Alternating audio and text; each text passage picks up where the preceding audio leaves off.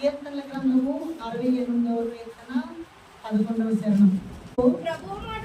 ప్రభువు మాట సెలవిస్తున్నాడు, దానిని ప్రకటించు స్త్రీలు గొప్ప సైన్యముగా ఉన్నారు. ప్రార్థన చేసుకుందాం. ప్రేమ నమ్మకం గల ప్రభువా, మీకు వందనములు స్తోత్రములు తండ్రి.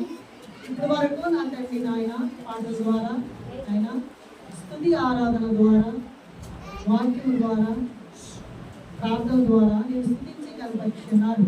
నన్ను మరుగుపరచండి నాయన. నా తండ్రి ఆయన వాక్యము చెప్పుచుండగా నన్ను మరుగుపరిచి మీరు మాట్లాడి ఆయన ప్రతి ఒక్క హృదయంలో దీన్ని పదిలపరుచుకుని భద్రం చేసుకుని మా యొక్క నా తండ్రి నాయన ఆత్మీయంగా మేము అభివృద్ధి చెందుతును, మా ప్రవర్తన మార్పులు చెందుతును, ఘనతామైన ప్రభావం నిలుపొందుతును మీరు నడిపించమని ఈ ప్రార్థన ఆలకించి ప్రతిఫలం దాయించమని మా ప్రభువును మీ రక్షకుడైన యేసుక్రీస్తుపై ప్రకటించున్నాము తండ్రి. ఆమేన్. ఈ సంఘం ఇక్కడ చూసినట్లయితే ప్రభువు మాట సెలవిస్తున్నాడు, దానిని ప్రకటించే స్త్రీలు గొప్ప సైన్యంగా ఉన్నారు. దేవుడు మాట సెలవిచ్చాడంట. ఏమని సెలవిచ్చాడంటే ఎవరైతే ప్రకటిస్తారో ఆ స్త్రీలు అందరూ కూడా ఎలా ఉంటారంటేనండి గొప్ప సైన్యంగా ఉన్నారంటండి. అంటే బైబిల్లో మనం చూసినట్లయితే పూర్వంలో స్త్రీల యొక్క పరిస్థితి ఎలా ఉంది, ప్రస్తుత రోజుల్లో స్త్రీల యొక్క పరిస్థితి ఎలా ఉంది అని మనం ఆలోచన చేస్తే, మరి పూర్వకాలంలో మనం చూసినట్లయితే స్త్రీకి ప్రాముఖ్యత చాలా తక్కువగా ఉన్నదండి. మరి యెహోవా దేవుడు స్త్రీ పురుషుల్ని ఏర్పాటు చేసినప్పుడు సమాన హక్కుదారులుగానే ఏర్పాటు చేశాడు. కానీ అప్పటిలో ఉన్నటువంటి విధానాన్ని బట్టి చూసినట్లయితే పురుషులే ఇంటి పేరు నిలబెడుతూ ఏ ఇంటిలో పురుషుడు ఉన్నాడో ఆ పురుషుడి యొక్క కుటుంబంలో ఆ పురుషుడి పేరే పరిగేదండి. ఆనాటి కాలంలో స్త్రీల యొక్క ప్రాముఖ్యత తక్కువ. అయితే దేవుడు ఏమని సెలవిస్తున్నాడు అంటే ప్రభువు మాట సెలవిస్తున్నాడు, దానిని ప్రకటించే స్త్రీలు గొప్ప సైన్యము ఉన్నారట. దేవుని మాట ఎవరైతే ప్రకటిస్తున్నారో ఆ స్త్రీలు గొప్ప సైన్యంగా ఉన్నారు. ఆనాటి కాలంలో ఎంతో మంది స్త్రీలు బైబిల్లో ఉన్నారు. కానీ బైబిల్లో ఎన్ని పుస్తకాలు ఉన్నాయండి మనకి? బైబిల్లో 66 పుస్తకాలు ఉన్నాయి. 66 పుస్తకాల్లో పాత నిబంధనలో ఎన్ని పుస్తకాలు ఉన్నాయి, క్రొత్త నిబంధనలో ఎన్ని పుస్తకాలు ఉన్నాయి? పాత నిబంధనలో 39 పుస్తకాలు ఉన్నాయి, క్రొత్త నిబంధనలో 28 పుస్తకాలు ఉన్నాయి. మొత్తం 66 పుస్తకాలు. ఆదికాండం మొదలుకొని ప్రకటన గ్రంథం వరకు స్త్రీలకి చాలా ప్రాముఖ్యత బైబిల్ ఇచ్చిందండి. అయితే ఇందులో మనం చూసినట్లయితే ఈ గ్రంథాలలో అంటే బైబిల్లో 66 పుస్తకాలలో పాత నిబంధన గ్రంథంలో 9 పుస్తకాలలో 2 గ్రంథాలు స్త్రీల పేర్లు రాయబడ్డాయి. ఏం గ్రంథాలు? 2. ఎస్తేరు, రూతు. అందరికి తెలిసినటువంటివి అంటే ఎస్తేరు అనగానే స్త్రీ అని తెలిసిపోతుంది, రూతు అనగా స్త్రీ అని తెలిసిపోతుంది. మరొక గ్రంథం ఉన్నది, అందరికి తెలిసిన గ్రంథాలు 2 అందరూ చెప్పుకుంటూ ఉంటాం. 39 పుస్తకాలలో బైబిల్లో పాత నిబంధనలో చూసినట్లయితే ఓల్డ్ టెస్టమెంట్ లో ఎన్ని ఉన్నాయంటే మొత్తం 39 బుక్స్ ఉన్నాయి. ఈ 39 బుక్స్ లో ఉమెన్స్ గురించి 2 బుక్స్ మనం చెప్పుకుంటూ ఉంటాం. అంటే 2 పుస్తకాలు చెప్తాం. అందరికి తెలుసు, చిన్న పిల్లల మొదలుకొని పెద్దవాళ్ళ వరకు 2 పుస్తకాలు. పుస్తకాలలో ఈ 2 ఉన్నాయి. ఎస్తేరు, రూతు అందరికి తెలుసు. మరొక గ్రంథం ఉంది పరమగీతం అండి. అది చాలా మంది మనకి స్త్రీ అని చెప్పరు, కానీ పరమగీతము కూడా స్త్రీలు సంబోధిస్తుంది. ఆ పరమగీతము అధ్యాయం గురించి తర్వాత మనం తెలుసుకుందాము. అయితే అందరికీ పరిచయమైనటువంటి స్త్రీలు, అందరికీ తెలిసినటువంటి స్త్రీలు, ప్రతి ఒక్క చర్చిలో ప్రతి దైవజనులు బోధించినటువంటి స్త్రీలు, బైబిల్ గ్రంథంలో పరిచయమైనటువంటి స్త్రీలు రూతు, ఎస్తేరు అని చూసినట్లయితే. అయితే వీరిద్దరి గురించి మనం తెలుసుకుందాం. అంటే వీరిద్దరి గురించి మొత్తం తెలుసుకోవడానికి మనకు సమయం ఉండదు, కానీ వీరిద్దరిలో ఒక ప్రత్యేకత ఉన్నదండి. ఈ ప్రఖ్యాత గురించి ఈ యొక్క రూతు ఎస్తేరులో ఉన్నటువంటి మధ్య పోలికలు ఏమిటి అని మనం తెలుసుకుని చక్కగా స్త్రీలుగా మనం ఆ యొక్క స్త్రీల్లో ఉన్నటువంటి గుణగణాలు ఏంటో నేర్చుకుంటూ మన యొక్క సమాజంలో మనం జీవిస్తూ మన కుటుంబంలో మన భర్తలతోటి మన బిడ్డలతోటి లేకపోతే ఇంకా వివాహాలు జరగబోయే వారు కూడా స్త్రీలే కనుక ఇది నేర్చుకుంటూ మన వాక్యములో కొనసాగుదాము. అయితే ఇక్కడ చూసినట్లయితే రూతు గ్రంథము 1 అధ్యాయము 4వ వచనంలో మనం చూసినట్లయితే అక్కడ రూతు గురించి రాయబడ్డది తెలుసు. ఏమిటంటే మనకు రూతు యూదుల మధ్యన నివసించినటువంటి అన్యురాలండి. రూతు గ్రంథంలో మనం చూసినట్లయితే మనకు ఉన్నటువంటి ఓల్డ్ టెస్టమెంట్ లో 39 books లో 2 books మనకు ఉన్నాయి. అవి చూసినట్లయితే స్త్రీల గురించి రాయబడ్డది కనుక అందులో మనం మొట్టమొదటి రూతు గురించి తెలుసుకుందాం. ఈ రూతు ఎవరు అంటే ఒక అన్యురాలండి. రూతు ఎవరు? ఒక అన్యురాలు. ఈవిడి వంశం ఎక్కడి నుంచి వచ్చింది అంటే అబ్రహాము తమ్ముడు కుమారుడైనటువంటి లోతు. అబ్రహాము తమ్ముడు ఎవరు అంటే హారాను కుమారుడు ఎవరు? లోతు. ఆ లోతు కుటుంబం నుండి వచ్చిందండి లోతు. ఈ యొక్క లోతుకి ఎవరున్నారు అంటే 2 కుమార్తెలు ఉన్నారు, కుమారులు ఉన్నారు, భార్య ఉన్నది. అయితే అబ్రహాము నుండి విడిపోయిన తర్వాత ఈ లోతు ఎక్కడికి వెళ్ళిపోయాడు? ఏ ప్రాంతానికి వెళ్ళిపోయాడు అంటే సొదొమ గొమొర్రా ప్రాంతానికి వెళ్ళిపోయి మరి లోకములో ఎంతో ఘనత పొందుతూ గమనీయత నుండి ఎన్నో తీర్పులు చెబుతూ దేవునికి దూరంగా ఉండి ఈ లోక పనులనే నిమగ్నం అయిపోయి ఏం చేస్తున్నాడంటే దేవునికి దూరం అయిపోయాడండి. మరి అబ్రహాముతో ఉన్నప్పుడు అబ్రహాము ప్రార్థన చేసినప్పుడు ప్రార్థన చేసేవాళ్ళట. అబ్రహాము దేవుని మహిమపరిచేటప్పుడు అబ్రహాముతో ఉండి దేవుని మహిమపరిచేవాళ్ళంట. అబ్రహాం ఎవరండి? విశ్వాసులకు తండ్రి. అంటే దేవుడు అబ్రహాముతో ముఖాముఖిగా మాట్లాడాడండి. అటువంటి అబ్రహామును విడిచిపెట్టేసి ఏం చేశాడంటే మరి వివాహం అయిన తర్వాత సొదొమ గొమొర్రాకి వెళ్ళిపోయి అక్కడ మంచి పేరు ప్రఖ్యాతులు పొందాడట. కానీ ఆత్మీయంగా దేవుని విడిచిపెట్టాడట. ప్రజల దృష్టిలో లోతు అంటే పెద్ద పేరు ఉంది కానీ దేవుని దృష్టిలో శూన్యము. ప్రజల దృష్టిలో హీరో, దేవుని దృష్టిలో జీరో. మనము కూడా అదే స్థితిలో ఉన్నామండి. ప్రజలలో చాలా పేరు ప్రఖ్యాతులు ఉంటాయి. ఎంతో మంది ఫలానా వారు గొప్పవారు అంటారు, ఫలానా వారు ధనవంతులు అంటారు, ఫలానా వారు జ్ఞానవంతులు అంటారు, ఫలానా వారికి కూడా ఆస్తులు అంటారు. కానీ వారి యొక్క మనస్సు లేదా హృదయము లేదా ఆత్మదేవునికి దూరముగా ఉంటే వారు ఎంత ఉన్నత స్థానంలోకి వెళ్ళినా కానీ జీరో అండి వారి పరిస్థితి. కానీ మరి దేవుళ్ళు ఉంటే మనం ఎవరు ఏమవుతాం? హీరో అవుతాం. అంటే దేవుడు కోరుకున్నది ఏంటంటే జీరోనా హీరోనా? హీరోనే అవ్వాలి మనం. ఎందుకంటే ఈ లోకంలో నివసిస్తూ ఈ లోకంలో హీరోగా ఉండి దేవుని దృష్టిలో హీరోగా ఉంటే పరలోక రాజ్యంలో మనకి మంచి పాల్పొందులు ఉంటాయి సంగమా.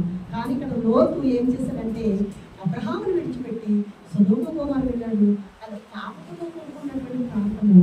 మరి దేవుడు దానిని అగ్ని గంధకంతో నాశనం చేసే సమయంలో మరి అబ్రహాము ద్వారా లోతును తప్పించడానికి దేవదూతలను పంపించడం జరిగింది. ఆ దేవదూతలు కూడా వాళ్ళు ఏం చేశారంటే మోసం చేయడానికి ప్రయత్నిస్తే లోతు వారిని తప్పించి వారిద్దరు కుమారులు వాళ్ళకి అప్పగించిన వారు ఏమి చేయలేదు. కానీ మరి భార్య లోతు తమ 2 కుమార్తెలు ఆ యొక్క ప్రాంతం నుండి బయటకు వచ్చినప్పుడు మరి భార్య మరి మధ్యలో వెనక చూడడము ఉపస్తంభమైంది. మరి కుమార్తె మరి లోతు సోయార్ అనే ప్రాంతానికి రావడము, అక్కడ ఉండడము, చివరికి వారిలో మళ్ళా పిల్లలలో వారి యొక్క పెద్ద కుమార్తెలో సాతాను ప్రవేశించడము. మరి మనకి జీవించడానికి ఎవరు కావాలండి? ఒక మగదిక్కు కావాలి. తండ్రి చూస్తే చాలా ముసలివాడు అయిపోయాడు కనుక మనకు సంతానం కావాలని సాతాను అక్కడ ప్రేరేపణ వల్ల తండ్రికి ద్రాక్షారసం ఇచ్చి అక్కడ ఏం చేశారండి? తప్పు చేయడము, పొరపాటు చేయడము జరిగింది ఈ సంగమా. అలాగే పెద్ద కుమార్తె ద్వారా తండ్రి ద్వారా పుట్టినటువంటి సంతానమే మోయాబు సంతానము. ఆ మోయాబు వంశంలోనే వచ్చింది రూతు. అంటే రూతు ఎవరు అంటే మోయాబీయురాలు. అయితే ఇక్కడ ఒక అన్యురాలు అంటే దేవుడి గురించి తెలిసినటువంటి మనిషి కాదు.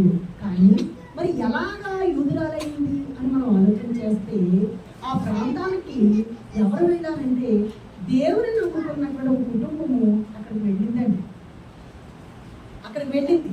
ఆ వెళ్ళినప్పుడు ఆ యొక్క కుటుంబము దేవునిలో ఉన్నటువంటి కుటుంబం చక్కగా నలుగురు భార్యాభర్తలు, ఇద్దరు కుమారులు. ఆ యొక్క మరి చూసినట్లయితే ఆ బెత్లెహేములో కరువు వచ్చిందని చెప్పి వాళ్ళు ఎక్కడికి వెళ్ళారంటే మోయాబు దేశము రమ్యంగా కనబడుతుంది, చాలా అందంగా కనబడుతుంది, అక్కడ చాలా పని ఉంది, అందరూ కష్టపడి బతుకుతున్నారు, చక్కగా అక్కడ మేము జీవించగలమని చెప్పి రొట్టెలు ఇల్లు అయినటువంటి బెత్లెహేము ప్రాంతాన్ని విడిచిపెట్టి ఒక కుటుంబం ఎక్కడికి వెళ్ళిందో తెలుసా? చాలా దూరం ఉన్నటువంటి పాపంలో ఉన్నటువంటి మరి అన్ని సమృద్ధిగా ఉన్నాయి, ఆత్మీయంగా దూరంగా ఉన్నారు ఆ ప్రాంతం వారు. శారీరకంగా అభివృద్ధి చెందారు, ఆత్మీయంగా దూరంగా ఉన్నారు. ఆ ప్రాంతానికి వెళ్ళింది ఈ కుటుంబము. ఆ కుటుంబంలో ఉన్నటువంటి ఒక కుమారుడిని కిల్యోను అనే వ్యక్తిని వివాహం చేసుకున్నది ఈ రూతు. ఆ రూతే మోయాబీరాలు. వీరు చూస్తే ఎవరండి? యూదులు. జాగ్రత్తగా ఆలోచించాలి ప్రియ సంగమా. అటువంటి వివాహం చేసుకున్న తర్వాత 10 సంవత్సరాలకి మరి ఏమైంది అంటే ఇక్కడ రూతు భర్త చనిపోయాడు. తర్వాత అక్కడ ఉన్నటువంటి మొత్తం 4 బయలుదేరి వెళ్ళారు. ఆ 4లో యజమానుడు చనిపోయాడు. తర్వాత కుమారుడు చనిపోయారు. పాపం ఒక్కడే ఆవిడే మిగిలింది. ఆవిడ పేరు అత్తగారు ఒక్కడే మిగిలింది. అయితే 2 కుమారులకి భార్యలు చేసింది. రూతు ఒక కుమారుడు భార్య, వార్ప మరొక కుమారుడు భార్య. ఈ రూతు ఎవరి భార్య అంటే కిల్యోను భార్య అనమాట. అటువంటి రూతు భర్త చనిపోయాడు, నాన్నగారు చనిపోయాడు, తర్వాత ఆ కూడా ఉన్నటువంటి బావగారు చనిపోయాడు, కానీ అత్తగారు ఒక్కతే మిగిలింది. అలాగని తనను విడిచిపెట్టకుండా మరలా ఏం జరిగింది అంటే అత్తగారు మరి వారి యొక్క బెత్లెహేము ఊరిలో మరలా పని జరుగుతుంది, లేదా పనులు ఉన్నాయి, లేదా కష్టపడి పని చేయడానికి మంచి అవకాశం ఉందని కబురు వచ్చినప్పుడు అత్తయ్య గారు ఏం చేసిందండి? ఆ ఊరికి ప్రయాణం వెళ్తే ఆవిడ కూడా 2 వాటిలో బయలుదేరారు. అందరూ బయలుదేరినప్పుడు మరి సగం దూరం వచ్చాక గుర్తొచ్చిందట, నేను చూస్తే ముసలదాన్ని, నేను పని చేయలేను, ఈ పొడుచువాన్ని తీసుకొచ్చి ఎక్కడ పెట్టాలి, నేను కష్టం, అమ్మ మీరు వెళ్ళిపోండి అని చెప్పినప్పుడు మరి వార్ప ముద్దు పెట్టుకుని వెళ్ళిపోయింది. కానీ కూతు అత్తని హత్తుకుని వచ్చిందని. అందుకనే ఈమె యూదుల మధ్య నివసించిన అన్యురాలు. యూత్ ఎవరండి? యూదుల మధ్య నివసించిన అన్యురాలు అని బైబిల్ గ్రంథంలో ఈమె పేరే పుస్తకముగా ప్రింట్ అయిపోయిందండి. ఒక స్త్రీ పేరు బైబిల్ గ్రంథంలో మొట్టమొదటి స్త్రీగా, మొట్టమొదటి పుస్తకముగా కూడా బైబిల్ గ్రంథంలో ముద్రించబడ్డది. ఇప్పుడు అన్యురాలు. మరి ఎస్తేరు అన్యుల మధ్యన నివసించిన యూదురాలట. ఇక్కడ గమనించండి, రూతేమో యూదుల మధ్య నివసించిన అన్యురాలట, ఎస్తేరేమో అన్యుల మధ్య నివసించిన యూదురాలంట. జాగ్రత్తగా ఆలోచించండి. ఇక్కడ ఎస్తేరు చిన్నప్పటి నుంచి దేవుని యందు భయభక్తులు కలది. ఇవి చిన్నప్పటి నుంచి యూదురాలు. కానీ యూదురాలయ్యి ఎవరి మధ్య నివసించింది? ప్రియ సంగమా, అన్యుల మధ్య నివసించింది. అంటే దేవుని నమ్ముకోలేనటువంటి ప్రజల మధ్య నివసించింది. ఈమెకు ఈ యొక్క దేవుని యందు భయభక్తులు కలిగి ఉన్నప్పటికీ ఈమె అన్యుల మధ్య నివసించడానికి కారణం ఏమిటో తెలుసా? చిన్నప్పటి నుంచి ప్రార్థనా పరురాలండి, చాలా వేదరాలు. కనుక దేవుడు కరుణించి ఒక మహారాణిని చేశాడట. ఎలా చేశాడండి? హిందూ దేశం మొదలుకొని కుషు దేశం వరకు 127 సంస్థానాల్లో రాజుగా ఉన్నటువంటి అహశ్వరోషు రాజు అయినటువంటి ఒక అన్యుడైనటువంటి రాజుకి వివాహం చేయడం జరిగింది. అంటే ఈవిడ ఏమిటి అంటే ఎస్తేరు అన్యుల మధ్య నివసించిన యూదురాలు. అంటే దేవుని నమ్ముకోలేనటువంటి ప్రజల మధ్య నివసించినటువంటి దేవుని పెట్టానమాట. వారిద్దరిలో తేడా అది. రూతు చూస్తేనేమో యూదుల మధ్య నివసించినటువంటి అన్యురాలు, ఎస్తేరు చూస్తేనేమో అన్యుల మధ్య నివసించినటువంటి యూదురాలు. వీరిద్దరు ఇది డిఫరెంట్. వీరిద్దరు కూడా దేవుని యొక్క భయభక్తులుగా స్త్రీలుగా బైబిల్ చెప్పుచున్నది ఈ సంగమా. అయితే రూతు ఎవరిని పెళ్లి చేసుకుంది అంటే యూదుని పెళ్లి చేసుకుంది. రూతు గ్రంథము 4వ అధ్యాయము 13వ వచనంలో. అదే విధంగా ఎస్తేరేమో అన్యుడిని పెళ్లి చేసుకుందండి. ఇక దేవుడు నమ్మలేని పెట్టేమో దేవుడు నమ్ముకున్న వ్యక్తిని మ్యారేజ్ చేసుకుంది. దేవుడు నమ్ముకున్నటువంటి పెట్టేమో దేవుడు నమ్మలేనటువంటి వ్యక్తిని పెళ్లి చేసుకుందండి. అర్థమవుతుందా మీకు? దేవుడిని నమ్ముకోలేనటువంటి రూతు దేవుడు నమ్ముకున్నటువంటి వారిని వివాహం చేసుకున్నది. దేవుడిని నమ్ముకుని చిన్నప్పటి నుంచి దేవుల్లో ఉన్నటువంటి ఎస్తేరు ఏమో దేవుడిని నమ్ముకోలేనటువంటి ఒక అన్యుని రాజుని మ్యారేజ్ చేసుకున్నాడు. ఇది వ్యతిరేకమే కదా బైబిల్కి. బైబిల్ ఏమంటుంది? అవిశ్వాసకి విశ్వాసకి జోడు ఎక్కడ అంటుంది అండి. విశ్వాసకి అవిశ్వాసకి జోడు లేదని చెప్తున్నారు బైబిల్. కానీ ఇక్కడ జరిగింది ఏంటండి? ఇక్కడ మనం గమనిస్తే రూత్ ఏమో అవిశ్వాసంగా ఉన్నది, అక్కడ కిల్వాను వంశం ఏమో విశ్వాసం కలిగి ఉన్నది. రూత్ ఏమో మోయాబు సంతానంలో ఉన్నది. ఇక్కడ నయోమి కుటుంబం ఏమో, వాళ్ళ అత్తయ్య గారి కుటుంబం ఏమో దేవుల్లో ఉన్నటువంటి కుటుంబము. ఇక్కడ ఎస్తేర్ ఏమో దేవుల్లో ఉన్నటువంటి కుటుంబము. చేసుకున్న వ్యక్తి ఏమో అన్యుడు, ఒక మహారాజు. కానీ మరి వీరు ఏం చేస్తారంటే అలాగ చేసుకున్న వారికి లోబడి దేవుల్లో విశ్వాసం ఉంచి దేవుడు తొలగిపోలేదట. ఈ లోకంలో మనం ముందు దేవుడు నమ్ముకుని రక్షణ పొంది బాప్తిసం తీసుకున్న తర్వాత ఇక మంచి సంబంధం కదా అని చెప్పి రక్షణ లేనటువంటి వ్యక్తులను పెళ్లి చేసుకున్నాం అనుకోండి, మనం ఏం చేస్తామండి? వారితోటే ఏకీభవించి దేవుడు మర్చిపోయి వారితో కలిసిపోతాం. అంతే కదండి. వారితో కలిసిపోవడం వల్ల నీ రక్షణలో నీ యొక్క హృదయము, నీ ఆత్మ ఏమైపోతుందంటే శూన్యం అయిపోతుంది. ఎప్పుడైతే నువ్వు శూన్యం అయిపోయావో నువ్వు దేవుని దృష్టిలో జీరో అయిపోతావు. దేవుని దృష్టిలో ఆత్మీయంగా జీరో అయిపోతావు. లోకంలో చూస్తే మంచి పేరు ప్రతిష్టలతో హీరోగానే ఉంటాం, కానీ దేవుని దృష్టిలో మనం జీరో ఉంటాం. కానీ ఈ లోకము ఎంతో కాలం కాదండి. ఉంటే మనము ఎన్ని సంవత్సరాలు అండి? 60 సంవత్సరాలు లేదా 70 సంవత్సరాలు, అధిక బలం ఉంటే 80 సంవత్సరాలు. కానీ వాటి వైభవము ఆయాసం దుఃఖమే. ఇప్పుడు 45 సంవత్సరాల నుంచి ఆయాసం దుఃఖము అండి. ఆయుష్ దినములు తగ్గిపోతూ వస్తున్నాయి. అంటే ఇక్కడ మనం చూసినట్లయితే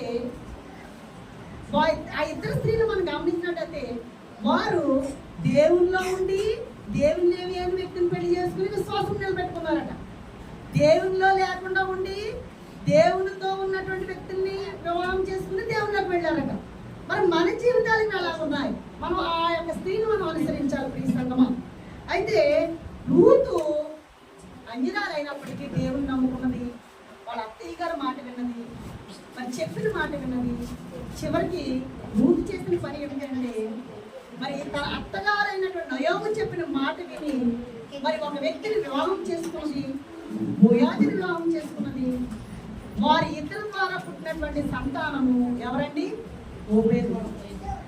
ఓబేదు పుట్టినప్పుడు అంటున్నట్టు వాళ్ళ అత్తయ్య గారు అంటున్నారు, నయోమి నా కోడలు ఒక కుమారుని ఇచ్చింది. ఆ కుమారుని పుట్టడం వల్ల 7 కుమారుల కంటే నా కోడలు గొప్పది అని చదువుతున్నారు. దేవుడి మహిమ కలుగుతుంది. ఈ రోజుల్లో కోడల యొక్క పరిస్థితి ఎలా ఉంది? అత్తగారుల యొక్క పరిస్థితి ఎలా ఉంది? అంటే దేవుని నమ్ముకోకపోయినా ఒక అన్యురాలైనప్పటికీ ఆ ఇంటి కోడలుగా రావడం వల్ల ఆ ఇంటిలో ఆమె మరి భర్తలు కోల్పోయినప్పటికీ తన అత్తలుగా విడిచిపెట్టకుండా తను ఎన్నో శ్రమలు పడి తన అత్త మాట విని చివరికి అత్త చెప్పినటువంటి వివాహం చేసుకుని చక్కని కుమారుడు కంటే ఆ కుమారుడికి పుట్టినటువంటి కుమారుడు ఎవరు తెలుసండి? యషీ గారు పుట్టారండి. ఆ యషీ గారి ద్వారా దావీదు పుట్టాడటండి. ఆ దావీదు ద్వారానే యేసు ప్రభు వారు పుట్టాడట. అంటే రూతు యేసు ప్రభు వారికి పుట్టడానికి కారణమైంది. దేవుని మహిమ కలుగును గాక. ఒక అన్యురాలు అయినప్పటికీ ఏమైందంటే దేవుని మీద విశ్వాసం ఉంచింది. మరి మనం ఏం చేస్తున్నామండి? దేవుని నమ్ముకుని కూడా దేవుళ్ళ విశ్వాసం కోల్పోతున్నాం. ఈ రోజుల్లో మనం ఏం చేస్తామంటే మనుషుల్లో ఘనతను కోల్పోతున్నామండి. ఇక్కడ ఎస్తేరుకు మనుషుల ఘనత వచ్చింది. ఒక అహశ్వరోషు రాజు ఎందుకు పనికి రాలేనటువంటిది, తల్లిదండ్రులు లేనటువంటిది, ఒక అన్నగారైనటువంటి మొద్దుకై పెంచుకోవడం వల్ల పినతండ్రి అయ్యాడు. ఆ పినతండ్రి చెప్పు చేతల్లో ఉన్నటువంటి ఎస్తేరు, మరి లేని స్థితిలో ఉన్నటువంటి ఎస్తేరు ఒక మహారాణి అయినా కానీ దేవుని మర్చిపోలేదటండి. దేవుణ్ణి మర్చిపోలేదు. దేవుని యందు భయభక్తులు కలిగి ఉందట. అందుకనే తను మహారాణి అయిన తర్వాత వారి ప్రజలకి ఆపద వచ్చినప్పుడు తన తండ్రి కబురు చేస్తే ముందు అనుకుంది రాజు దగ్గరికి వెళ్ళడానికి సమయం లేదు, నేను ఎలా వెళ్ళగలను అంటే అప్పుడు తండ్రి అయినటువంటి వద్దుగా ఏమన్నా తెలుసా, నీవు ఎందుకు వచ్చావో ఆలోచించుకో. నువ్వు అభివృద్ధి చెందావంటే నువ్వు ఎందుకు అభివృద్ధి చెందావో దేవునికి ఒక ప్రణాళిక అండి. నేను అభివృద్ధి చెందాను కదంటే నా జ్ఞానం అనేది అనుకుంటాం. ఈ సంగమా మన జ్ఞానము దేవుని దృష్టిలో వెర్రితనము, ఈ లోక జ్ఞానము దేవునికి వెర్రితనమంట. ఈ సంగమా జ్ఞానులైన వారు వెర్రితనము కలిగి ఉంటారంటే దేవుని దృష్టికి. మనం అనుకుంటామంటే ఇదంతా నా వల్ల అయింది, నేనే జ్ఞానవంతురాల్ని, నేనే జ్ఞానం గలవాడిని. అందుకనే మనం అతిశయపడేది ఎలాగంటే జ్ఞాని తన జ్ఞానమును బట్టి, ఐశ్వర్యవంతుడు తన ఐశ్వర్యమును బట్టి అండి అతిశయపడకూడదంట. దేని బట్టి అతిశయపడాలంటే మన ప్రభు అయిన యేసుక్రీస్తునందు మనం అతిశయపడాలి. అంటే మనకు గొప్పగా మనం అవుతున్నామంటే, ఒక గొప్ప చదువు చదువుకున్నామంటే, లేదా మంచి ఉద్యోగం చేస్తున్నామంటే, లేకపోతే మనం మంచిగా జీవిస్తున్నామంటే, లేదా మంచి ఆస్తి కలిగి ఉన్నామంటే, మంచి గృహం కలిగి ఉన్నాము అంటే, ఏంటి మంచి సత్సంబంధాలు కలిగి ఉన్నామంటే, మన కుటుంబంలో మంచి కుటుంబస్తులు అందరూ కూడా మర్యాదలు కలిగి ఉన్నామంటే, ఒక గౌరవ మర్యాదలో మనం ఉన్నామంటే, ఆ కుటుంబం గురించి ఇతరులు గొప్పగా చెప్పుకుంటున్నారంటే అది నీ గొప్పతనం కాదు, నా గొప్పతనం కాదు. ఎవరి గొప్పతనం అండి? ఆ దేవుడి గొప్పతనం. పెంట కుప్పల మీద ఉన్నటువంటి వారిని పైకి లేవదీసి మరి ఎక్కడ కూర్చోబెడతాడో అధికారుల మధ్యలో కూర్చోబెడతానని దేవుడు సెలవిచ్చినప్పుడు సంగమం. ఎస్తేరు పెంట కుప్పల మీద ఉన్నటువంటిది, దిక్కుమాలినది, తల్లిదండ్రులు లేనిది. మరి మొద్దుకై ఏంటంటే పినతండ్రి కుమార్తెను తీసుకుని వచ్చి తన అన్నగారు ఏం చేశాడంటే తను పెంచి భయభక్తులు నేర్పించినప్పుడు వారి యొక్క ప్రార్థన ద్వారా దేవుడు ఒక మహారాణిని చేస్తాడు ఎస్తేరును. ఇది యూదురాలైనప్పటికీ అన్యుల మధ్య నివసించినటువంటి స్త్రీ, కానీ తన విశ్వాసంలో తొలగలేదండి, తన విశ్వాసంలో పడిపోలేదు, అవిశ్వాసం పడిపోలేదండి, విశ్వాసంలో తొలగిపోలేదండి. చివరికి మరి వారికి యూదులకి ఏం జరిగిందండి? ప్రాణహాని జరుగుతున్నప్పుడు తండ్రి గారు కబురు చేస్తే తండ్రికి విధేయత కలిగి ఉన్నది. తండ్రికి విధేయత కలిగి తండ్రికి తన స్నేహితులను లేదా చలికెత్తులను తీసుకుని మరి రాజభవనంలో ఏం చేసింది తెలుసండి? 3 రోజులు ఉపవాసం ప్రకటించి 3 రోజులు ఉపవాసము ఆయన రాజభవనంలో ఏం చేసిందండి? చలికత్తలతో ప్రార్థన చేసింది. ఈ సంగమం మరలా తండ్రితో ఏం చెప్పిందో తెలుసా? మరి యూదులు ఎక్కడైతే ఉన్నారో, మన దేవుణ్ణి నమ్ముకున్నటువంటి బిడ్డలు ఎక్కడైతే ఉన్నారో వారందరినీ ఒక సమాజ మందిరంలో సమకూర్చి నా నిమిత్తం ప్రార్థన చేయండి. ఎందుకంటే రాజు ఎటువంటి వారు తెలుసా? చాలా కోపగ్రస్తుడు, ఇంకేంటి చాలా మూర్ఖుడు, ఇంకా అస్థిరుడు, మాట మీద నిలబడలేనటువంటి వాడు. కనుక నేను రాణి అయినా కానీ మరి ఒక అన్యుడికి భార్యగా ఉన్నాను, నేను యూదురాలుగా ఉన్నాను కానీ ఒక అన్యుడికి భార్యగా ఉన్నాను. నా పరిస్థితి పిలవకుండా నేను వెళితే ఏమవుతుంది? అక్కడ మరణమే సంభవిస్తుంది. ఒకవేళ సజీవుడైన దేవుడు నా యందు ఉంటే నేను బ్రతికినా బ్రతుకుతాను, చనిపోయినా చనిపోతాను అని చెప్పి మరి ప్రార్థన చేసి 3 రోజులు ప్రార్థన అయిన తర్వాత ఆ యొక్క ఎస్తేరు రాజు దగ్గరికి వెళ్ళింది, పిలవకుండా వెళ్ళింది. రాజును దయగలవాడిగా తయారు చేశాడు దేవుడు. అంటే ఆయన హృదయమును మార్చివేశాడు, రాతి హృదయమును మాంస హృదయంగా చేశాడండి, దయగల హృదయముగా చేశాడు. వెళ్ళినంటే అక్కడ ప్రశ్నిస్తున్నాడు, ఎస్తేరు నీకేమి కావాలి అన్నప్పుడు తన భోజనాన్ని పిలిచిందంటే తన విషయాన్ని అక్కడ తెలియజేసింది. ప్రార్థన పరిస్థితులు మార్చేస్తుంది సంగమం. ఒక అన్యురాలు అక్కడ రూత్ ఏమో ఒక అన్యురాలు దేవుడు నమ్ముకుని దేవుని యొక్క బిడ్డగా అంటే యేసు ప్రభువు పుట్టడానికి కారణమైంది. ఈ సంగమా ఇక్కడ ఎస్తేరు యూదుల్ని కాపాడి యోధా జనాంగాన్ని కాపాడింది. కనుక ఏమిటి అంటే రూతు దేవుని నమ్మింది, ఎస్తేరు దేవుని నమ్మింది. చిన్ననాటి నుంచి ఇద్దరు విశ్వాసంలో ఉన్నారు. కనుక మనం ఈ రోజులో మన పరిస్థితి ఎలా ఉంది, మనము ఎలా ఉండాలి? కీర్తనల గ్రంథము 86వ కీర్తన 8, 9. ప్రభువా నీవు మహాత్యము గలవాడు, ఆశ్చర్య కార్యములు చేయవాడు, నీవే అద్వితీయ దేవుడవు. ప్రభువా అది దేవతలలో నీ వంటి వాడు లేడు, నీ కార్యములకు సాటి అయిన కార్యములు లేవు. నీవు సృజించిన అన్యజనులందరూ వచ్చి నీ సన్నిధిని నమస్కారము చేయుదురు, నీ నామమును కనపరచుదురు. దేవునికి మహిమ కలిగింది కాక. ఇక్కడ రూతు ఎవరండి? మోయాబు స్త్రీ. రూతు అన్యురాలు. చివరికి రూతు ఎవరిని వివాహం చేసుకుందంటే దేవుని నమ్ముకున్నటువంటి వారిని. ఎవరిని? కిల్యోని వివాహం చేసుకుంది. భర్త చనిపోయినా కానీ అత్తగారిని చక్కగా నమ్మింది, అత్తగారిని ఆపుకున్నది. అత్తగారి ద్వారా, నయోమి ద్వారా రక్షణలోకి వచ్చినది ఈ ప్రసంగమా. ఇక్కడ రూతు ఒక్కటి తెలుసుకున్నది ఏమిటంటే, నీవు సృజించిన అన్య జనులందరూ వచ్చి నీ సన్నిధిని నమస్కారం చేయుదురు, నీ నామమును గణపరచుదురు. మరి ఈవిడ అన్యురాలైనప్పటికీ ఏం చేసిందండి? దేవుని సన్నిధికి వచ్చి దేవుడికి నమస్కారం చేసి రూతు చివరికి యేసుప్రభువును పుట్టడానికి కారణరాలైంది. ఇక్కడ కూడా ఎస్తేరు మరి యూదురాలైనప్పటికీ అన్య జనాంగంలోకి వెళ్ళిపోయి అహష్వేరోషు రాజుని వివాహం చేసుకుని చివరికి తన తండ్రి యొక్క కుటుంబాన్ని, యూదుల్ని కాపాడుకుంది, తండ్రిని కాపాడింది. అహష్వేరోషు రాజు అన్యుడైనప్పటికీ తన కూడా మారు మనసు పొంది దేవునికి వచ్చాడటండి. దేవుని మహిమ కలుగును కాక. అంటే ఒక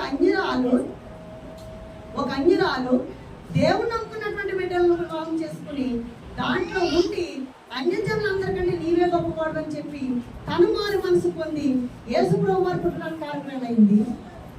ఒక యూదురాలు ఒక అన్యుడు చేసుకుని తన యోధా జనాంగాన్ని కాపాడుకుని ఒక అన్యుడైనటువంటి ఒక మహారాజును ఏంటి దేవుళ్ళకు మార్చడానికి ప్రయత్నించి చివరికి ఆయన రక్షణ రావడానికి పాల్గొంటుంది. అంటే చెప్తున్న చోటు, ప్రభువా దేవతలలో నీ వంటి వాడు లేడు, నీ కార్యములు సాటి అయిన కార్యములు లేవు, నీ కార్యములు గొప్పవి. మనం ఏం చేస్తామంటే అన్యులతో చేతులు కలుపుతాం. మరలా దేవుడిని నమ్ముకుని మన దేవుడు అన్య జనాల నుండి గొప్పవాడు అని తెలిసి కూడా వారితో చేతులు కలిపి వారిలో మునిగిపోతామండి. కానీ వారితో చేతులు కలిపినా నువ్వు పర్లేదు, కానీ వారిని మారు మనసు పొంది ఇక్కడ జాగ్రత్త ఆలోచించారు. ఎస్తేరు అన్య జనాంగాల్లో ఉన్నది, వాళ్ళందరినీ కూడా ఏం చేసిందండి? అహష్వేరోషు రాజును మార్చింది. వాళ్ళందరినీ యోధా జనాంగం తీసుకొచ్చింది. మనము మన బంధువులు ఉండొచ్చు, మన మిత్రులు ఉండొచ్చు, అయితే మన భర్త తరపు వారు ఉండొచ్చు, వారు దేవుడిని నమ్ముకోకుండా అన్యులుగా ఉండవచ్చు. కానీ వారితో నువ్వు పాల్పొప్పులు పొందొచ్చు, కానీ వారు చేసిన విగ్రహాలతో మాత్రం నువ్వు పాల్పొప్పులు పొందకూడదు. సంసార జీవితంలో నువ్వు ఉండొచ్చు, కానీ చివరికి నువ్వు చేసే పని ఏమిటి తెలుసా? మరి ఎస్తేరు ఏ విధంగా అహష్వేరోషు రాజును దేవుడిలోకి తీసుకొచ్చిందో మన యొక్క జనాంగాన్ని అన్యులు ఎవరైనా ఉంటే మనము కూడా ఏం చేయాలంటే దేవుడిలోకి తీసుకురావాలి. ఒకవేళ నువ్వు దేవుడిలో ఉన్నటువంటి బిడ్డవై ఉండి అండి, దేవుని బిడ్డవండి, నువ్వు అన్యజనులతో పాల్పొప్పులు పొందితే, విగ్రహాలలో పాల్పొప్పులు పొందిపోయి నువ్వు అందరూ ఉండిపోయావు అనుకోండి, నువ్వు ఇప్పటి వరకు హీరో ఉన్నటువంటి నీ జీవితము ఆత్మీయంగా జీరో అయిపోతుందండి, శూన్యం అయిపోతుంది. కానీ ఈ లోకంలో మనం ఎన్నో పేరు ప్రతిష్ట పొందుతామండి. ఈ లోకంలో ఎన్నో ఉంటాయి, ఈ లోకంలో హీరోగా ఉంటాం, కానీ పరలోకంలో మనం జీరో అవ్వకూడదు. ఎందుకంటే ఈ లోకంలో నువ్వు జీరో నుండి హీరోకి రావాలి. జీరో నుండి హీరో కంటే అర్థం ఏంటి? నువ్వు శూన్యంగా ఉండొచ్చు, ఆత్మీయంగా నువ్వు బలహీనంగా ఉండవచ్చు, కానీ నువ్వు హీరో అవ్వాలంటే దేవుని యందు భయభక్తులు కలిగి ఉండాలి. ఇక్కడ రూతు, ఎస్తేరు వీరిద్దరూ బైబిల్ గ్రంథంలో ఒక పుస్తకాలుగానే వారి యొక్క పేరు ప్రతిష్ఠించబడ్డారు ఈ సంఘం. కనుక మనము స్త్రీలుగా ఈ లోకంలో మనం ఉన్నప్పుడు దేవుల్లో జీవిస్తూ, ఆయనలో జీవిస్తూ, మరి ఒకవేళ మన బంధుమిత్రులు లేకపోతే మన యొక్క స్నేహితులు లేదా ఇరుగు పొరుగు వారు అన్యులుగా ఉంటే వారితో మాట్లాడొద్దని మేము అనండి, వారిని విడిచిపెట్టమని మేము అనం. కానీ వారితో స్నేహం కలిగి ఉండవచ్చు, కానీ వారి లక్షణాలు మనకి రాకుండా చూసుకోవాలి. కానీ నీ లక్షణాలు వారికి వచ్చేలా చూసుకోవచ్చు. కారణం ఏంటంటే మనము సజీవుడైన దేవుడు నమ్ముకున్నటువంటి బిడ్డలము. ఎందుకంటే ఈ లోకంలో ఉన్న దేవతలందరికంటే మన దేవుడు గొప్పవాడు.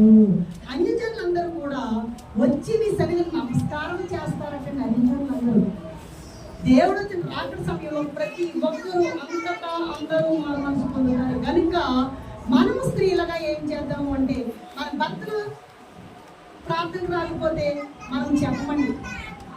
ఎక్కడికైనా వెళితే ఊరికనే ఊరుకుంటాం, చెడు సహవాసాలు ఉందనుకోండి, మీరు ప్రార్థన చేసి మన భర్తల్ని ఏ వైపు మళ్ళించాలండి? అవిశ్వాసి అనే భర్త ఎవరైనా ఉంటే విశ్వాసంలోకి నడిపించాలి. అవిశ్వాసి అనే భార్య ఉంటే భర్త విశ్వాసంలో నడిపించాలంట. దేవుడు ఇచ్చాడు మనకు అటువంటి ధన్యత. కనుక మరి ఇద్దరు స్త్రీలు చక్కగా ఎంత గొప్పవారుగా ఉన్నారండి. మరి ఇద్దరు గొప్పవారంటే మరి రూతు చాలా గొప్ప స్త్రీ అండి. ఒక మహారాజు కుమార్తె. రూతు చూస్తే మోయాబు రాజు కూతురట. కానీ మరి భర్త చనిపోయినా ఏమీ లేని రిక్తిరాలుగా, అంటే ఏమీ ఒట్టి చేతులతో మళ్ళీ బెత్తలహేమ వస్తుంది నయోమి. కానీ తన హృదయం అత్తుకుందంట. అందుకని తన అత్తగారిని విడిచిపెట్టకుండా బెత్తలహేమ వచ్చి అత్తగారు చెప్పిన మాట విని, ఒక అంజనాలైనప్పటికీ అత్తగారు చెప్పిన మాట విని తను మారు మనసు పొంది దేవుల్లో వచ్చి చక్కగా మరి దేవుని భయపడలు కలిగి ఒక అంజనాలు దేవుల్లోకి వచ్చింది. ఒక యూదురాలు అంజలు మార్చింది. మనము ఎలా ఉన్నాం? స్త్రీలైన వారు. ఎందుకంటే ఇంటికి వెళ్ళాలి దీపం అంటున్నాము కదండి. మీ సంగమా ఇంటికి వెళ్ళాలి ఏంటి? లోకం అంటుంది ఇంటికి వెళ్ళాలి దీపమే కదండి. మనం అంటే ఒక దీపం వెలిగించి ఎక్కడ పెడతాము? దీపం వెలిగించి ఎక్కడ పెడతామండి? అందరికి వెలిగించడానికి దీపస్తంభం మీద పెడతాం. ఇప్పుడంటే లైట్స్ వచ్చింది. ఆ దీపస్తంభము నేను పెట్టినప్పుడు ఆ దీపం అందరికీ వెలిగిస్తుందండి. అందరికంటే మన కుటుంబ సభ్యులు, మన భర్తకు మనం పెట్టాలి. అంటే స్త్రీ దీపముతో సమానము అని ఈ లోకము యొక్క నానుడి. మరి ఇదే దీపము స్త్రీగా ఉన్నప్పుడు నీ భర్త ఈ దీపాన్ని నమ్ముకోవాలి. ఈ దీపం ఒకటి ఉంటే సరిపోతుంది వెలుగు. అదే భర్త కానీ మన దీపాలు ఉన్నాయి కూడా చుట్టూని. అదే భర్తకు అది బైబిల్ చెప్తుంది ఏంటంటే బుద్ధి లేని వాడు కన్యకల మంది కనిపిస్తున్నాడంటే ఈ రోజుల్లో. ఈ రోజుల్లో జ్ఞానం ఏం చేస్తుందంటే డబ్బు ఉంది, ఉద్యోగం ఉంది, అందం ఉంది, చదువు ఉంది, అన్నీ ఉన్నాయి. ఇంకా నాకేంటంటే ఉన్న ఒక దీపం సరిపోవడం లేదు. మళ్ళీ ఎన్ని దీపాలు కావాలి? చుట్టూ అనేక దీపాలు. అంటే అనేక కన్యకల మధ్య ఒక పురుషుడు కనిపిస్తున్నాడు. ఆ పురుషుడు ఎటువంటి వాడు అంటే జ్ఞానం లేనివాడు అని బయట చెప్తుంది. అంటే పురుషులైనటువంటి వారు ఒక స్త్రీనే నమ్ముకోవాలండి. ఇస్సాకు ఏకపత్ని పురుషుడు. ఆ దీపము మంచి వెలిగిస్తుంది, మంచి ప్రకాశవంతంగా ఉంటుంది. నువ్వు అనేక మంది దీపాలను నమ్ముకున్నావు అనుకో, ఈ దీపాలు చుట్టూ ఉండి నేను ఏం చేస్తావు తెలిసి కాల్ చేస్తాయి. ఈ కాల్ చేస్తే నువ్వు ఏమైపోతావు తెలుసా? మాడి మసి అయిపోతావు. అది ఒక దీపాన్ని నమ్ముకో. అంటే ఒక స్త్రీగానే ఉండాలి. అంటే స్త్రీని నమ్ముకోవాలి, భార్యని నమ్ముకోవాలి. భార్యని అన్ని విధాలుగా ఉపయోగపడుతుంది. పరాస్త్రీ జోలికి వెళ్ళవద్దు. అందుకనే ఏమన్నాడు? పురుషులారా ఏమన్నాడండి? మీ యొక్క సొంత స్త్రీనే అంటే నీ సొంత భార్యకు ప్రేమించుడే ఉంది. స్త్రీలారా మీ సొంత పురుషులకు అంటే సొంత పురుషుడు ఉన్నాడంటే పరాయి పురుషుడు ఉంటాడని చెప్తా బైబిల్లో. అంటే పరిస్థితి అలాగే అయిపోతుంది ఈ లోకంలో. అంటే స్త్రీలు మంచిగానే ఉంటారు, కుటుంబం బాగుంటుందండి. ఈ రోజు స్త్రీలు చూసినట్లయితే చాలా భయంకరంగా ఉంటున్నారండి. భర్త ఉన్న పరాపురుషుడితో ఉండి కానీ జీవితాలను నాశనం చేసుకుని పిల్లలని ఏం చేస్తున్నారండి? ఏం చేస్తున్నారు? అపాశ పాలు అంటే అవమానాల పాలు చేస్తున్నారు.